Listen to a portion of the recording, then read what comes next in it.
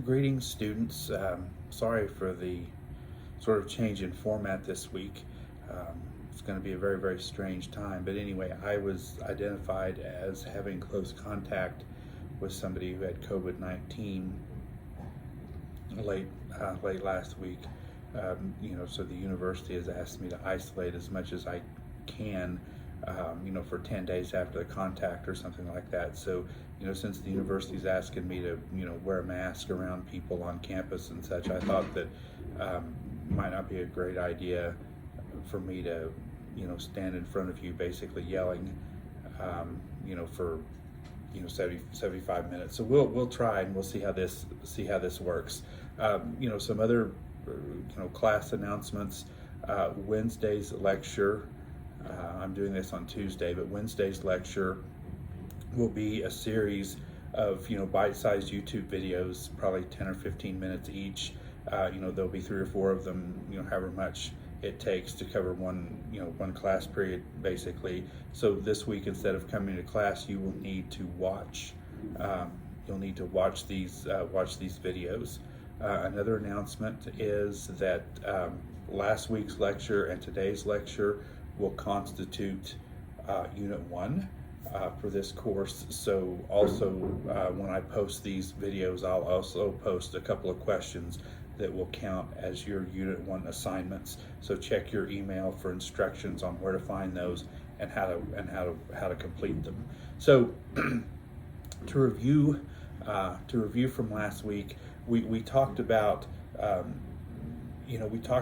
interconnected we are when we conduct commerce. So basically, all of the commercial relationships that you have that result in you getting stuff basically are relationships with strangers. So everything that you consume, almost everything, I'm going to say everything, but almost everything that you consume is basically the result of a long line of millions or perhaps even billions of interactions that you've had with strangers. So complicated things like, whatever it is that you're using to watch this video on, or your car, are like that. Even simple things like a banana that you might buy is, the fact that you can get all of these goods is the result of a complicated and very, very long relationship that you have been able to very, very confidently establish with millions of human beings that you don't know and that you will never know. All right, so our commercial lives, the material things that we consume, the material things that we expect, that we enjoy, basically could not happen unless we are able to have this interaction with strangers, where we are able to basically somehow obtain what they have provided for us. So what we're going to talk about in today's lecture is the flip side of that.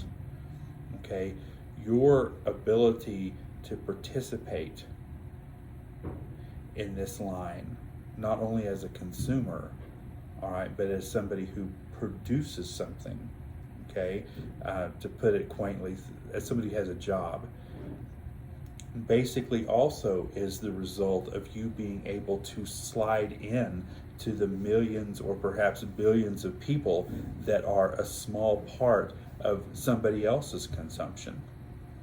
All right, so what we talked about last week was sort of the consumer side of this. And what we're going to talk about this week is the producer side of this.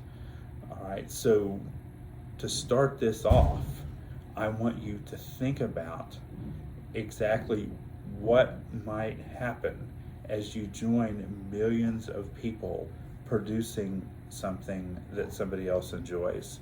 All right, so maybe somebody works at a car manufacturing plant where they have a hand in producing cars. Maybe somebody works at a place like McDonald's where they serve Big Macs or chicken nuggets or something like that to people. Maybe you work in an accounting firm, all right, or maybe you're a teacher.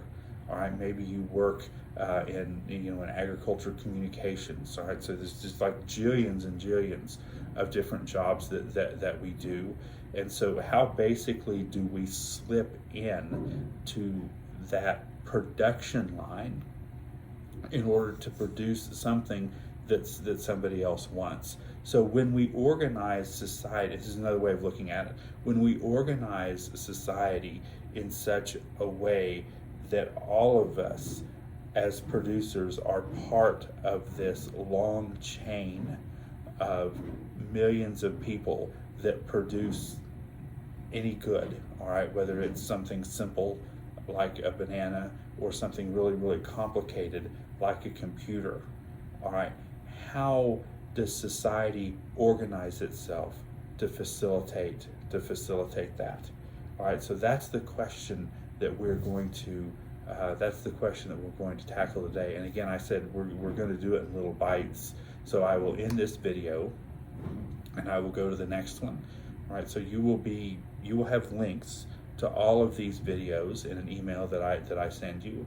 All right, so you can find them through that link, or you can find them really, really easily if you just go to my personal YouTube channel, because I'm going to host all of these things on my personal YouTube channel. So you can find it either going directly through the links, or you can kind of go through the videos on my page. Either way. So this is the end of the first video. There will be a new one. There will be another one next.